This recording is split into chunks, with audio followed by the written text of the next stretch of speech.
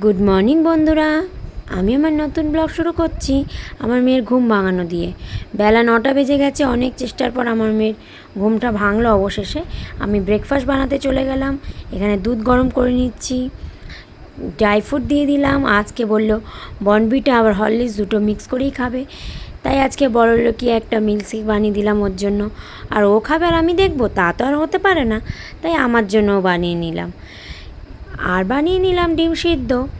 আর এখানে রুটির মধ্যে কিছুটা জ্যাম দিয়ে আমাদের ব্রেকফাস্টটা রেডি হয়ে গেছে।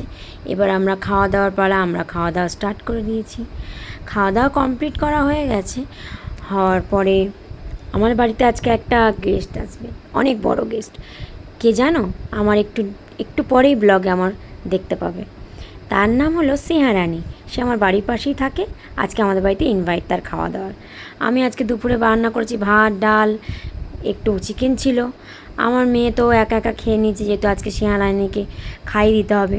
ও তো একা একা খেতে পারে না, অনেক বড় গেস্ট আমাদের, তাই ও খেয়ে নিল। এইভাবে আমরা দুপুরে খাওয়া দাওয়াটা শেষ করলাম। এবার সন্ধ্যের পর্ব। সন্ধ্যেতে কিছু পড়াশোনা হচ্ছে। সোনার পাপাটা অঙ্ক দেখছে, দেখো অঙ্ক দেখেই যাচ্ছে, উল্টে যাচ্ছে। আমি বসে বসে ভাবছি এরা দুজন করছে, আমার পড়া তো এখন রেডি করে দিল না। আজকে সন্ধ্যেবেলা পাস্তা বানাবো। ও কিছুটা পাঁপড় খেয়ে নিয়েছে, ওকে পাঁপড় ভেজে দিয়েছিলাম। আজকে রাত্রিবেলা ভাবলাম ডিনারে পাস্তা বানাই, তাই এখানে বেবিকর্ন, টমেটো, ক্যাপসিকাম, মাশরুম সমস্ত কিছু রেখে দিয়েছি।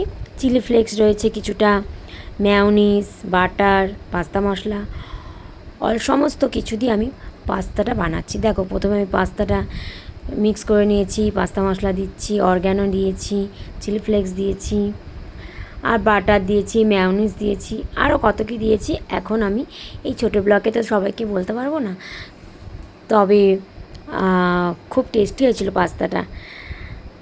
আর এই পাস্তা রাতে ডিনার দিয়েই আমি আমার আজকের ব্লগ শেষ করছি।